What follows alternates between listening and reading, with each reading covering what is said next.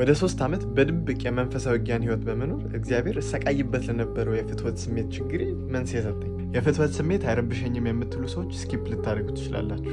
ይህ እኔን የፍትወት ስሜቴን ኮንትሮል ብቻ ለማድረግ ሳይሆን ከተለያየ አይነት ችግር ያወጣኝ ነው። ከዲፕሬሽን፣ ከፖርኖግራፊ፣ በትክክል አለማሰብ መቻል፣ ስንፍና፣ የበታችነት ስሜት። እግዚአብሔር ከችግሬ እንዲያላቀኝ ምክንያት የሆኑት እነዚህ 5 ነገሮች ናቸው።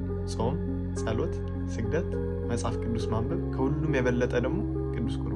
እንዳለ እነዚህ ችግሮች የሚመጡብን እኮ እነዚህን ነገሮች ስለማናደርግ ነው። እግዚአብሔርም ደግሞ አውቆ ነው ከእሱ ስንርቅ እርኩሳን መናፍስት እንዲጫወቱብን የሚፈቅድላቸው። ለእኔ በተለይ ሴጣን በስጋዊ ፍላጎቴ ስላጎለበትኩት ውጊያው ቀላል አልነበርም። ክብር ምስጋና ለእሱ ይሁን።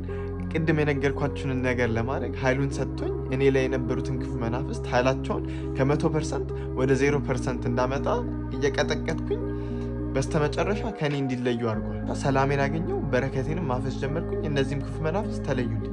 ግን እነዚህ ክፉ መናፍስት እንዲለዩልን አይደለም መጸለይ ያለብን። እንዳለ የጠቀስኩላችሁ ነገሮች የጸሎት ምክንያት ሳይሆን የጸሎት ውጤት ናቸው። እንዳለ እነዚህ ነገሮች የሚመጡት ከእግዚአብሔር ጋር በእውነት ሪሌሽንሺፕ ቢልድ ማድረግ ስንፈልግ፣ በጾም፣ ጸሎት፣ ቅዱስ ቁርባን እንዲሁም ወደ እግዚአብሔር እንዴት አድርጌ ጸልዬ ጥሩ ንስሐ አባት እንዲሰጠኝ እንዳሳሰብኩኝ የተለያየ አይነት ቪዲዮዎች ሼር አድርግላችኋለሁ። ላይክ፣ ፎሎ፣ ሼር ማድረግ እንዳረሱ እግዚአብሔር ያክብርልኝ።